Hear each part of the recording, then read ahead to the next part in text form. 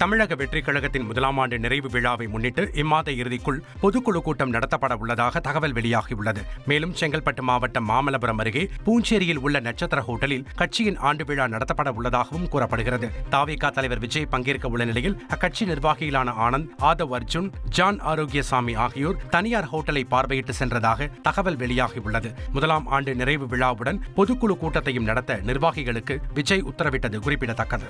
தாவேகா சார்பில் 70,000 booth committee செயலாளர்களை நியமிக்க திட்டமிடப்பட்டுள்ளது.